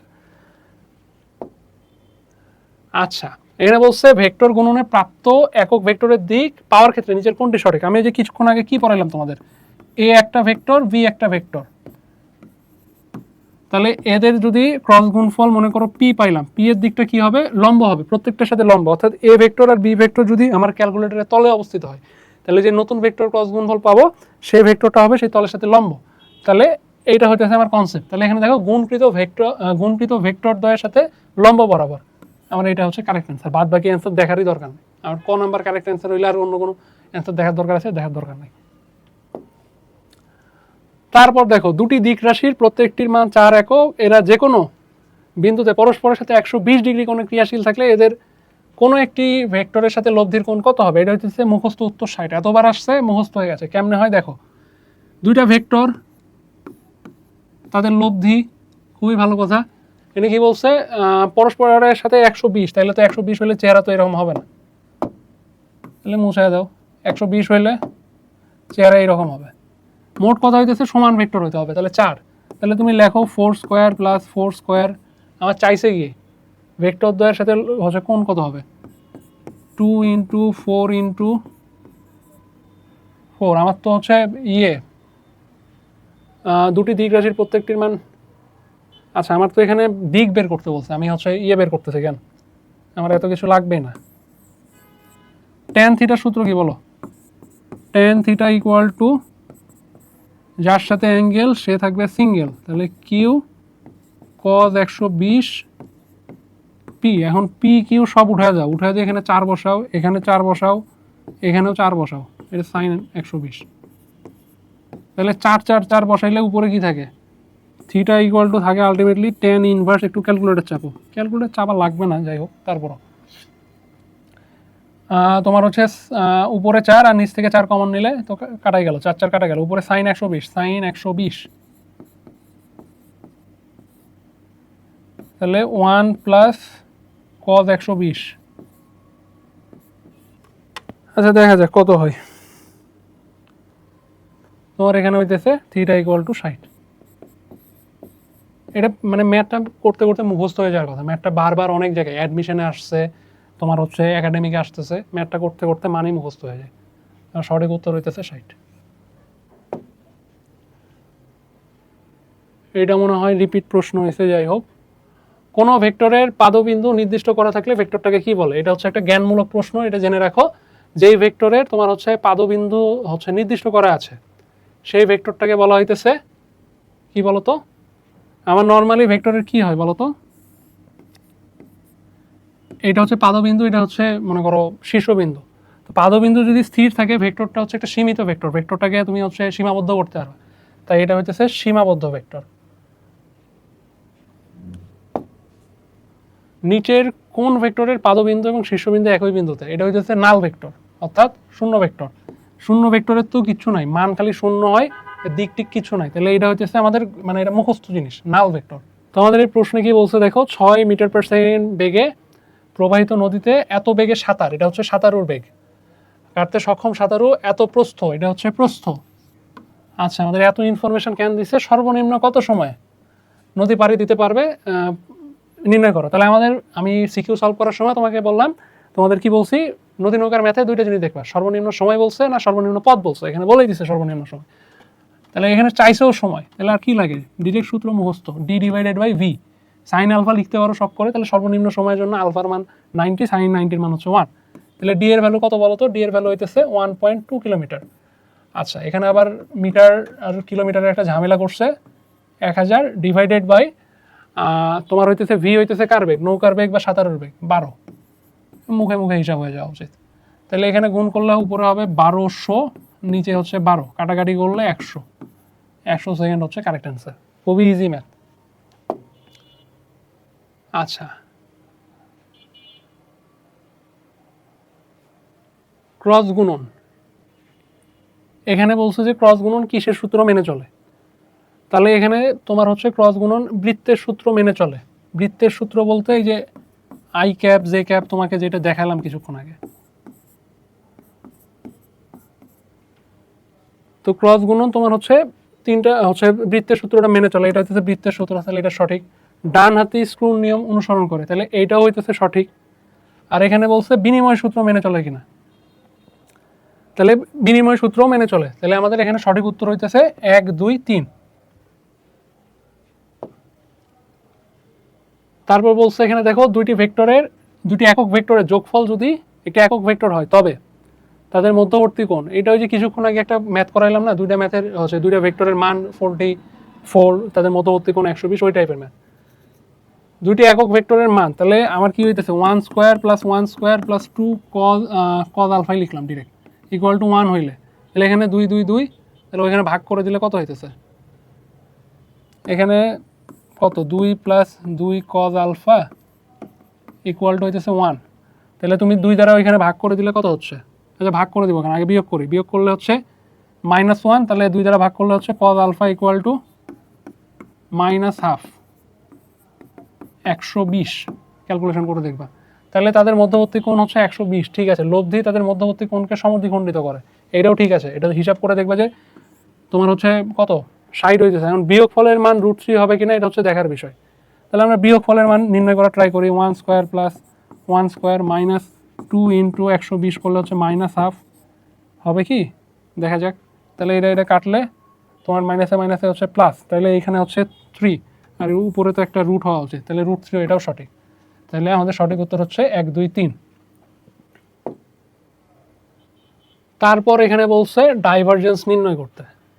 তাহলে আমরা কিছুক্ষণ আগে হচ্ছে ডাইভারজেন্সের ম্যাথ করছি, আমি শর্টে করে দিচ্ছি, তোমরা আশা করে বুঝতে পারবা। কিচ্ছু না, আমাদের ডট গুণফল করতে হবে, এটাকে হচ্ছে এক্স এর সাপেক্ষে পার্শিয়াল ডিফারেন্সিয়েশন করতে হবে। তাহলে এটা কত আসবে বলো তো? এখানে ডট গুণ করলে হবে, এক্স এর সাপেক্ষে হলে 3x, তাহলে এক্সকে ডিফারেন্সিয়েশন করলে 1 হয় 3। এখানে ওয়াই এর সাপেক্ষে করলে আসবে -2, এনে জেড এর সাপেক্ষে করলে হবে +4, খুবই ইজি, মুখে মুখে হয়ে যায়। তাহলে 3 থেকে 2 বাদ দিলে হয় 1, 4 আর 1 5, তাহলে সঠিক উত্তর হইতেছে 5। তারপর মোস্ট প্রবাবলি আমাদের শেষ ম্যাথ, খুবই সুন্দর একটা ম্যাথ। এই টাইপের ম্যাথ, এই ভেক্টরটি একটি কি, ভেক্টরটার মান নির্ণয় করো তো। ভেক্টরটার মান নির্ণয় করলে কি হবে বলো তো? এটা হইতেছে 1/√3 স্কয়ার প্লাস -1/√3 স্কয়ার। একটু দেখে বোঝা উচিত, তারপর আমি করে দিচ্ছি, সমস্যা নেই। তাহলে এখানে কি হইতেছে বলো তো, সবগুলা √3, এটার উপর হচ্ছে তাহলে কত, তোমার এই উপরে একটা হচ্ছে ইয়ে হইতো, যাই হোক। তাহলে এখান থেকে আসতেছে, উপরে আসবে 3, নিচে আসবে 3/3, তার মানে 1, তার মানে মান হচ্ছে 1। তাহলে 1 হইলে কি হবে বলো তো, একক ভেক্টর। এটা হইতেছে সঠিক উত্তর। তাহলে তোমাদের এমসিকিউ মোটামুটি এই কয়টাই ছিল। এই অধ্যায়ের এই কয়টা এমসিকিউ পড়লেই তোমার সব কয়টা বোর্ড কাভার হবে। বোর্ডে বারবার এই এমসিকিউগুলো নানাভাবে ঘুরায় পেঁচায় আসে। তুমি এই কয়টা এমসিকিউ ভালো করে দেখো, তোমার প্রশ্ন ব্যাংক খুলে দেখবা যে আর কোনো এমসিকিউতে তুমি আটকাইতেছো না। তোমাকে এখানে সব কয়টা টপিক থেকে বাছাই বাছাই করে যে ম্যাথগুলো, যে এমসিকিউগুলো বারবার রিপিটেডলি আসছে, সেগুলাই করানো হয়েছে। আশা করি তোমার আর এমসিকিউ নিয়ে কোনো সমস্যা হবে না। আচ্ছা, আরেকটা ম্যাথ আছে, এটা করতে হবে আমাদের। এখানে বলছে আর একটা ভেক্টর, যে ভেক্টরের মান এ হচ্ছে a + b = 0, অর্থাৎ এই দুইটা ভেক্টরের লব্ধি যদি শূন্য হয় তাইলে কি হবে বলো তো? দুইটা ভেক্টরের লব্ধি কখন শূন্য হয়? তুমি মনে করো একটা বলকে দিয়ে চিন্তা করতেছো, একটা বলকে মনে করো কে একজন এইদিকে লাথি মারলো। এখন বলটা যদি আরেকজন এইদিকে সমান বলে লাথি মারে, তাহলে কি হবে? বলটা স্টেবল, যে জায়গায় ছিল সেই জায়গাতেই থাকবে। মোট কথা হইতেছে তোমার সমান দুইটা বল বা সমান দুইটা ভেক্টর যদি কোনো একটা বিন্দুতে ক্রিয়া করে, তখনই তাদের লব্ধি শূন্য হয়, অর্থাৎ তাদের মধ্যবর্তী কোণ কত হইতে হবে? 180 ডিগ্রি। তার মানে ক নাম্বার হচ্ছে কি বলছে, মূল ভেক্টর দুটি অসমান। অসমান এই কথা সত্য না, এটা হবে না। অসমান যতগুলো আছে কোনোটাই হবে না। ঘ নাম্বারে দেখো, মূল ভেক্টর দুটি সমান এবং বিপরীতমুখী। যখনই মূল ভেক্টর দুটো, মনে করো এই দিকেও 5 নিউটন বল প্রয়োগ করতেছো, এই দিকেও 5 নিউটন বল প্রয়োগ করতেছো, তখনই তোমার লব্ধি শূন্য হবে। তুমি হচ্ছে লব্ধির সূত্র দিয়েও যদি বিষয়টা ফিল করতে চাও, তাহলে তুমি ক্যালকুলেশন করে দেখতে পারো। আশা করি বুঝতে পারছো। তোমরা যারা রাজশাহী বা রাজশাহীর আশপাশে আছো, তোমাদের জন্য একটা সুখবর আছে। ইউসিসি ইউনিভার্সিটি কোচিং সেন্টার দেখতে পাচ্ছ, দীর্ঘ 38 বছর ধরে তারা বিশ্ববিদ্যালয়ের ভর্তি প্রস্তুতি নিয়ে আসছে। তো এখানে তাদের একটা সাফল্যের নমুনা দেখতে পারতেছো। তারা বিভিন্ন বিশ্ববিদ্যালয়ে হচ্ছে চান্স পাওয়া থেকে শুরু করে মেধাক্রম করা পর্যন্ত এখানে শিক্ষার্থীদের ভূমিকা দেখতে পারতেছো। তো হচ্ছে ইউসিসির সবচেয়ে যে ইউনিক বিষয়টা, সেটা হচ্ছে এখানে 7 দিনই ক্লাস হয়, 7 দিনই পরীক্ষা হয়। তো পরীক্ষা নিয়মিত দিলে তোমার যে বিষয়টা হবে, তোমার পজিশন কেমন হইতেছে, তোমার কম্পিটিশন কেমন হইতেছে, তোমার প্রিপারেশন কেমন হইতেছে, তুমি খুব সহজে বুঝতে পারবা। তোমরা যারা ইউসিসিতে ভর্তি হতে চাও, তারা এই যে এখানে স্ক্রিনে মোবাইল নাম্বারটা দেওয়া আছে, এই নাম্বারে যোগাযোগ করতে পারো। অথবা যারা রাজশাহীতে আছো, তারা এই যে মান্নাত ভবন ইন্ডিয়ান ভিসা অফিসের পিছনে বর্ণালীর মোড়, রাজশাহীতে এসে সরাসরি অফিসে ভর্তি হয়ে যেতে পারো। ধন্যবাদ।